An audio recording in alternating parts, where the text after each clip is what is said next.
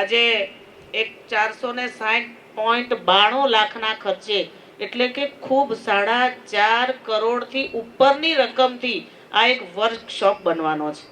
માન્ય હર્ષભાઈએ 101 નવી બસો આપી આપણને. એમાંથી આપણને આ છોટાઉદેપુર જિલ્લાને 12 બસો મળી છે. આ 12 બસો પૈકી આજે છોટાઉદેપુર માંડવી ની એક બસને આપણે સૌએ અહીંયાથી લીલી ઝંડી આપવાની છે. પણ હું એટલું જ વિનંતી કરીશ કે આ જ્યારે બસ આપણા રૂટ પર આવતી હોય ત્યારે આપણે ખાનગી વાહન ન પણ આપણે સરકારી બસનો ઉપયોગ કરીએ એવું આપને સૌને વિનંતી કરું છું.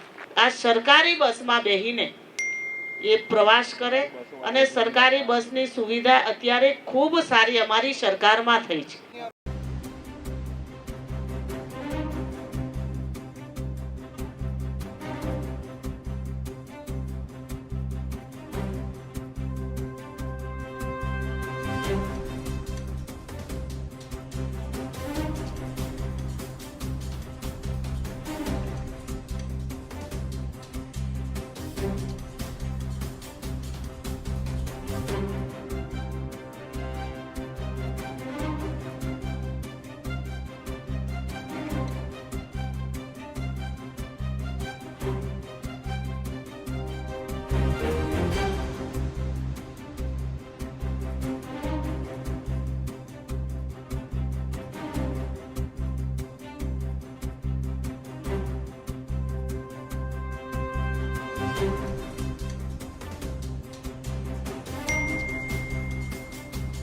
ગુજરાત રાજ્ય માર્ગ વાહન વ્યવહાર નિગમ દ્વારા આજે બોડેલી ખાતે બોડેલી ડેપો વર્કશોપનું ખાતમુહૂર્તનો કાર્યક્રમ અહીંયા રાખવામાં આવ્યો.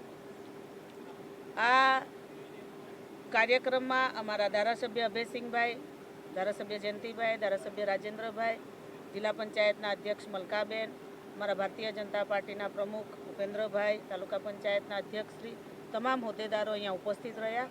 ગુજરાત સરકાર દ્વારા માન્ય મંત્રી હર્ષ સંઘવીજી દ્વારા અમારા જિલ્લામાં ખૂબ મોટી માતબર રકમ આ વર્કશોપ બનાવવા માટે આપવામાં આવી છે.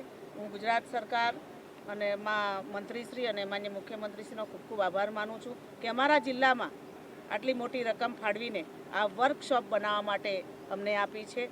અમારા જિલ્લામાં જે નવીન બસ આપી, જે છોટાઉદેપુરથી માંડવી, એનું પણ અમે અહીંયા પ્રસ્થાન કરવામાં આવ્યું છે. ખૂબ લાંબા રૂટની આ બસ છે. હજુ બીજી વધારે અહીંયા 12 જેટલી બસો અમને આપવામાં આવી છે, જે અહીંયાથી બોડેલી છોટાઉદેપુર ડેપોમાંથી જવાની છે. ત્યારે માન્ય મંત્રીશ્રીનો હું આ તબક્કે ખૂબ ખૂબ આભાર માનું છું.